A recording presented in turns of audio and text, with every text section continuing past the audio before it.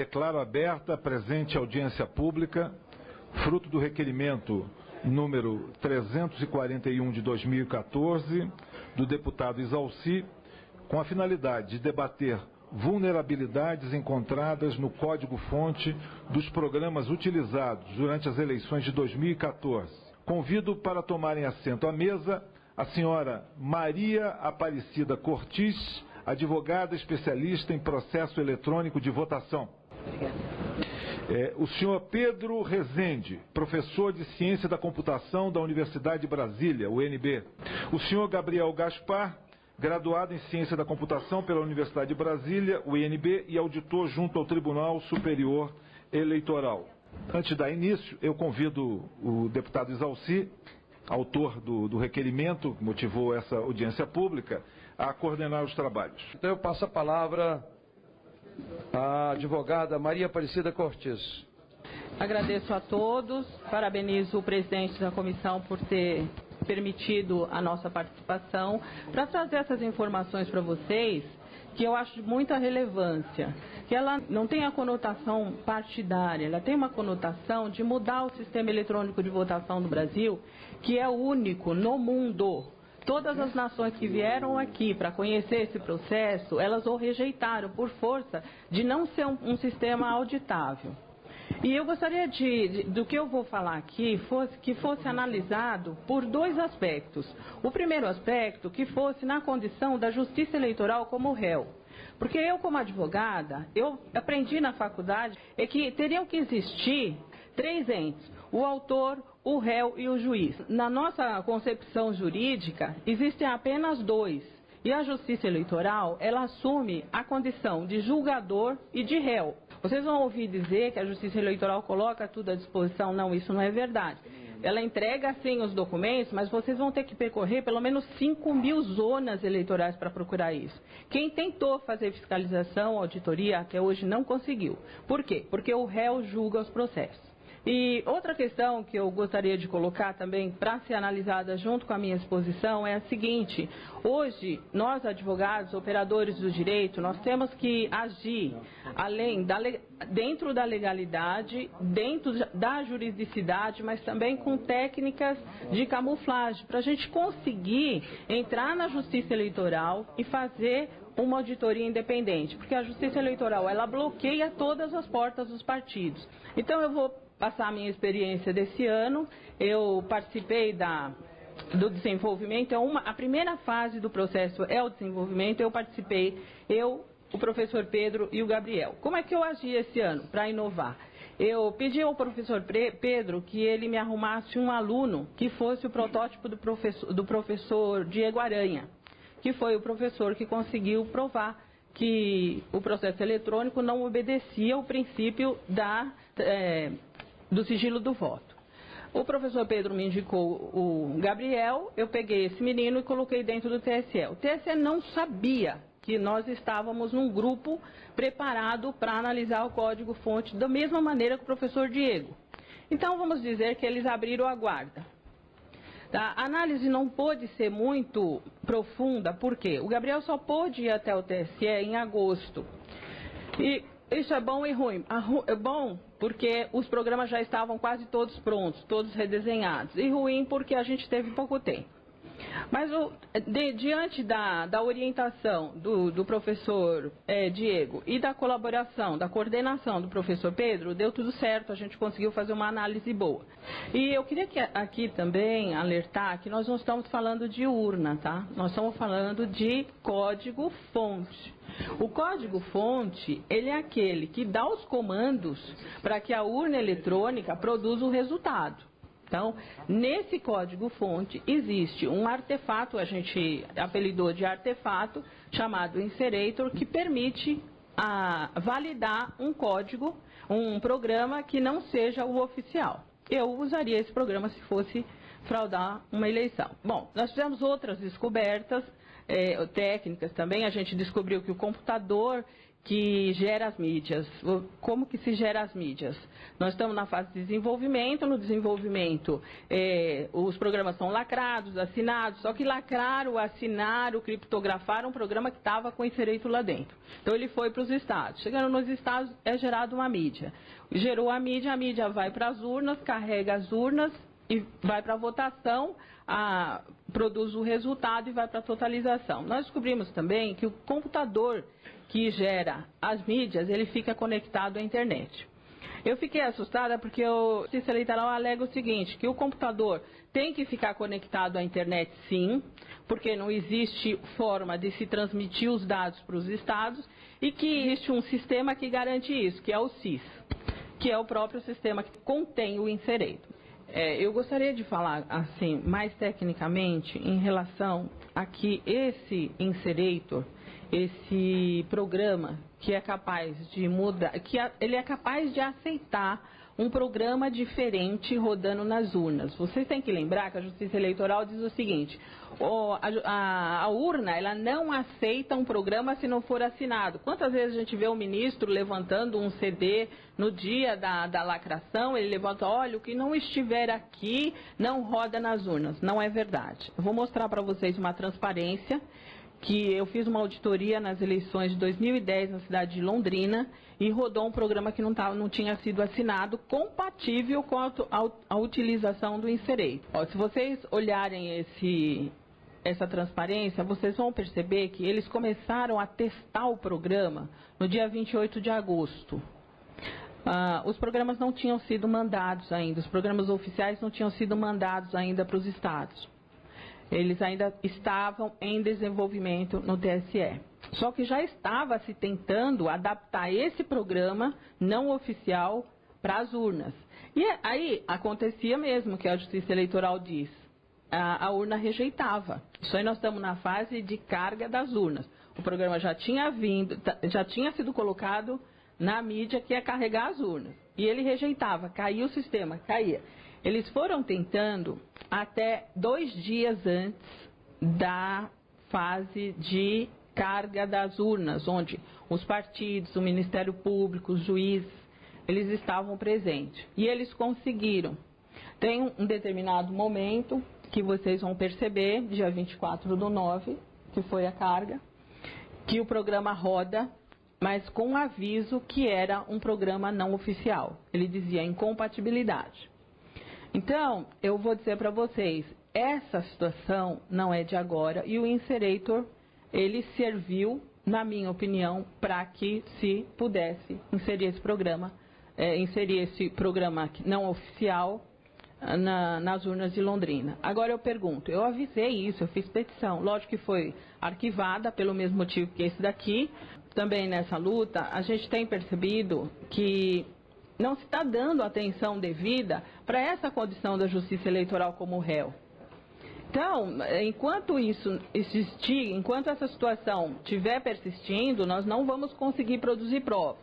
Senhores, o réu não vai admitir que errou, que o processo é vulnerável, que o processo é inauditável, que há um Insereitor lá dentro capaz de mudar o resultado da eleição. E a gente não está falando de uma eleição, porque o réu diz que fez uma perícia. E essa perícia detectou que não teria nenhum problema, mas é uma perícia oculta que só teve participação o próprio réu. E quem julgou? O próprio réu, e o réu disse que esse processo, que a minha impugnação não tinha procedência e arquivou o processo. Na condição de réu também a Justiça Eleitoral, ela compra laudos. Só que a Justiça Eleitoral, como é que ela faz? Ela própria produz a prova, ninguém sabe o que ela mandou para ser analisado, ninguém tem controle do que ela pediu, dos documentos que ela assinou, que a instituição ou o técnico assinou para poder fazer aquele laudo, e ela gasta fortunas com uma propaganda dizendo, não, olha, fulana disse que a urna, né? Normalmente ela fala urna, ela esquece de falar da fase de desenvolvimento, da internet que está ligado, que ela manda os dados pela internet, recebe os dados pela internet, que qualquer um pode capturar, ela fala urna, é robusta.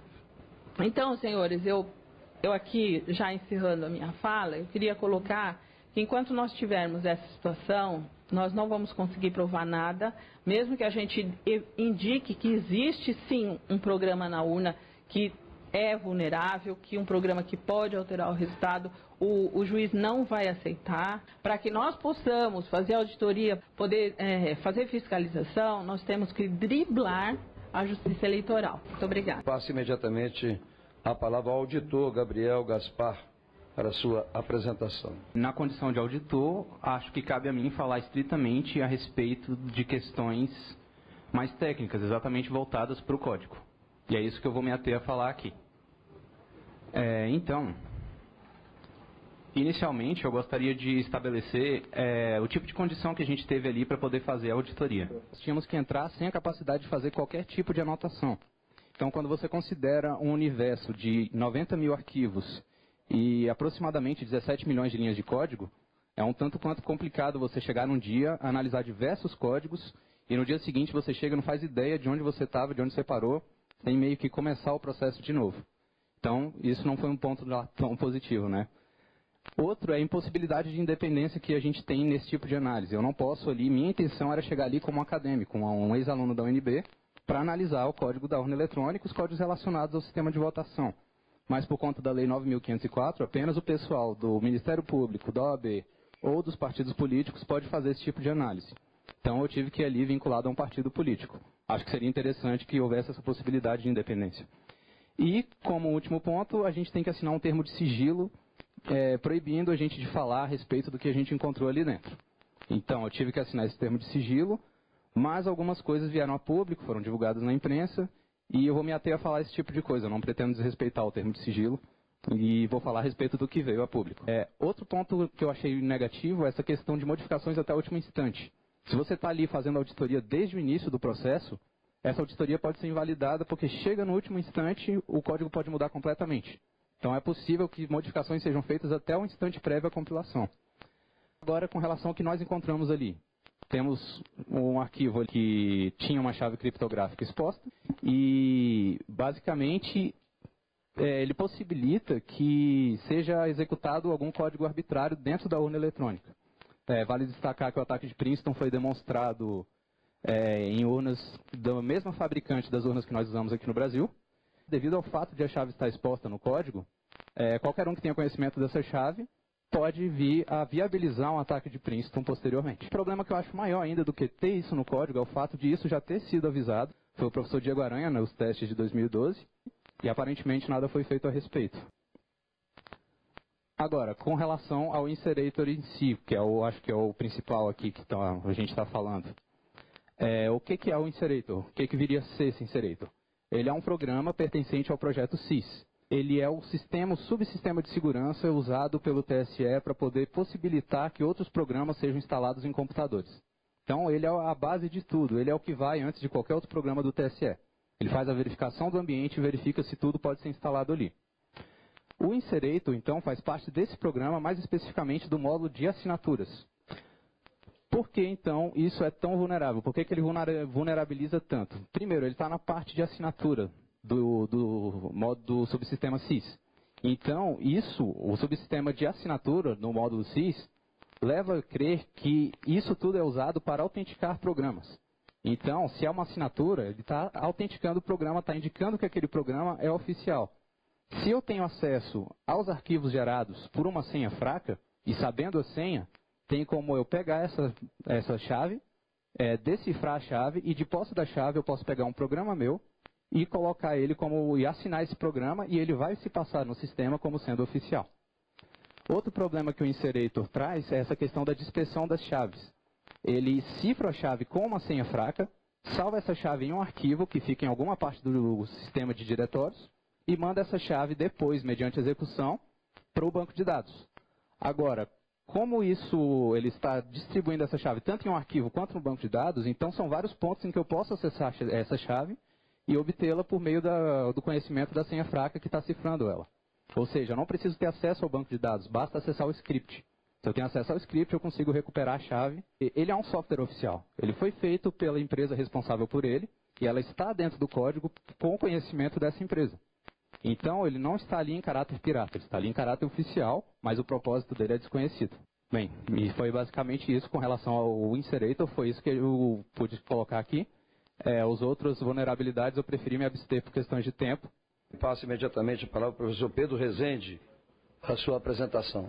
A respeito do processo de votação brasileiro, e chamando a atenção de que o sistema de segurança, subsistema de instalação e segurança, onde foi encontrado o Inserator, é um sistema desenvolvido por uma empresa que foi inicialmente contratada sem licitação, que teve 7 aditivos ao contrato firmados ao longo desses anos, e só foi participar de uma licitação em 2008, depois de várias impugnações ao resultado da licitação, onde ela havia perdido a concorrência, ela acabou sendo premiada com mais uma renovação de contrato. Não conhecemos nenhum relatório de acompanhamento ou fiscalização desse contrato dessa empresa de segurança terceirizada, okay? Que desenvolve o SIS. Então, o que eu queria explicar rapidamente é como seria possível uma leitura política de questões técnicas que são meio obscuras para o leigo a respeito do nosso processo de votação. Nós estamos, hoje em 2014, ocupando a posição de ser o único país oficialmente democrático no mundo moderno que faz eleições informatizadas a manter um sistema de votação que utiliza tecnologia desenvolvida na década de 90. Isso não significa que o Brasil é o único país que tentou informatizar o processo de votação. Isso significa que o Brasil, mesmo não sendo pioneiro, foi o único país que se manteve com o mesmo modelo de tecnologia de votação da década de 90 até hoje. Todos os outros países que começaram junto com o Brasil, 2 deles antes, a Índia e a Holanda, e outros que tentaram depois informatizar seus processos de votação, em algum momento entre o final da década de 90 e o início da década de 2010, mudaram suas tecnologias de votação exatamente por causa dos problemas que vocês senhores viram expostos aqui nas 2 primeiras falas, referentes à concentração de poder tecnológico naquele que opera e, portanto, controla o processo de votação totalmente informatizado. Um processo de votação que é totalmente informatizado, ele traz algumas características que parecem vantajosas ao processo de votação, como rapidez de apuração e dificuldade de manipulação por varejo do processo de contagem, né, externos, mas ele concentra, ao mesmo tempo, como contrapartida, a possibilidade de manipulação indevida na mão daqueles que operam e desenvolvem o sistema. E essa contrapartida vocês nunca verão na propaganda oficial a respeito. Não é verdade que o Brasil foi o primeiro a fazer a votação eletrônica totalmente informatizada, né? A Holanda e a Índia tentaram, 91 e 92. A Holanda abandonou logo em seguida, justamente por perceberem que o processo de votação totalmente informatizado não permite auditoria externa por parte de eleitores que não precisam ter um PhD em ciência da computação para poder se verificarem por conta própria de que o processo de apuração e de votação ocorreu conforme previsto. E na Índia, última companheira do Brasil em usar modelos de primeira geração em seu sistema de votação, abandonou o sistema de votação de primeira geração em 2013 por uma decisão da Corte Suprema. A vantagem da Índia em relação ao Brasil é que lá não são os juízes da Corte Suprema que controlam o sistema de votação.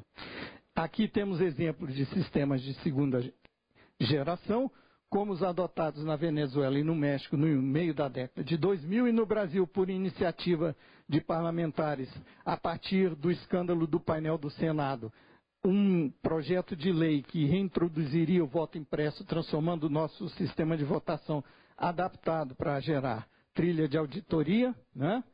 Foi sepultado por um projeto de lei em 2003 que introduziu o tal do registro digital do voto, que o professor Diego Aranha mostrou em 2012 serve apenas para permitir a quebra do sigilo do voto, né? Ele não tem nenhuma utilidade técnica para auditoria ou fiscalização.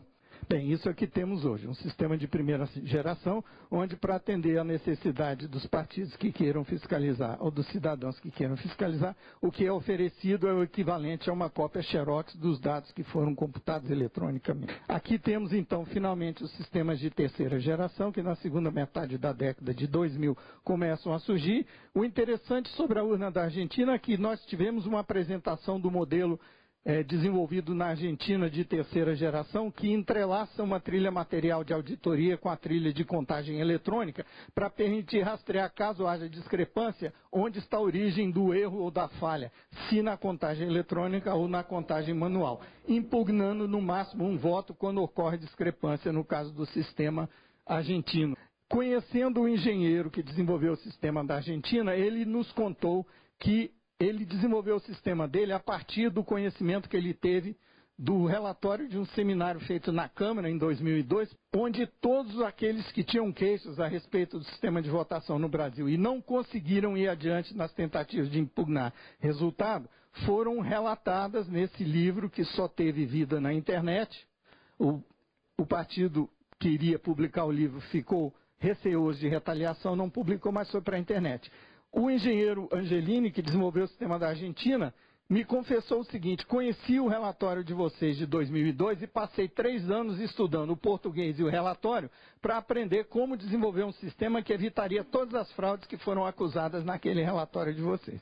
E o sistema que ele desenvolveu se classifica como um sistema de terceira geração. No caso do sistema americano, baseado totalmente em criptografia, a discrepância aponta com probabilidade quase igual a 1, onde estaria o erro, né? Uma técnica um pouco diferente, mais sofisticada do ponto de vista criptográfico, a americana, a argentina uma solução técnica mais simples e mais barata e mais eficiente do ponto de vista de operação, né? É a primeira vez que eu venho numa audiência sobre votação eletrônica que eu vejo o auditório cheio, né? Isso, para mim, é um sinal de alento, porque nas vezes anteriores o que eu vi era o temor de deputados de mexerem com esse assunto e se verem castigados nas urnas, como aconteceu durante 3 legislaturas em seguida, com todos aqueles que tentaram fazer reforma legislativa nessa casa, tentando dar mais poder ao cidadão poder fiscalizar o processo, né? Cito aqui de memória o deputado Gerson Pérez, que teve 12 mandatos seguidos, resolveu fazer uma subcomissão do voto eletrônico, produziu um relatório, entregou ao TSE, na sua 13ª eleição, ele perdeu a eleição. Deputado Sérgio Miranda, e por aí vai. Porque estamos diante de um problema institucional, um problema que eu diria relacionado à organização do Estado. Nenhum outro país do mundo concentra o poder de executar, julgar a eleição com interface na maior corte, maior órgão, o órgão mais importante do sistema judiciário, uma interseção de metade da Corte Superior Eleitoral com a Corte Constitucional, como o Brasil. É muita concentração de poderes. Como contribuição acadêmica ao estudo comparado de informatização do processo eleitoral para entendemos o processo de informatização. Gente, tecnologia é poder. Quem controla a tecnologia pode controlar como o processo de votação é apurado. Então, o que vemos observando do voto em eleições oficiais tem ocorrido ao longo desses anos, da década de 90 para cá, a tecnologia como fim em si mesmo, é o rumo que é tomado naquelas democracias onde o administrador do processo eleitoral dirige a reforma normativa, cujos efeitos, ao fim e ao cabo, lhe concentram mais poderes. Para os senhores terem uma ideia em que situação estamos, existe um artigo numa lei ordinária que permite ao TSE editar resoluções que têm a mesma força de lei que uma lei ordinária aprovada nessa casa. E é com base nesse artigo que várias leis, como, por exemplo, a do cadastro eleitoral, estão sendo atropeladas por resoluções. A infelicidade nossa é que nós somos adestrados pela propaganda eleitoral a entendermos votação como videogame e o eleitor agora não se vê mais no papel de fiscal do processo de votação. Isso é um desserviço, porque a democracia perde com isso. O eleitor deve participar da fiscalização, porque não há tecnologia que torne o processo de votação seguro se o eleitor não estiver disposto a participar do processo de votação. Não há mágica em tecnologia para resolver esse problema. Então, essa casa tem muito a pensar a respeito do que fazer diante da situação que está sendo colocada aqui. Eu acho que meu tempo já esgotou, então eu agradeço a atenção de vocês. Muito obrigado.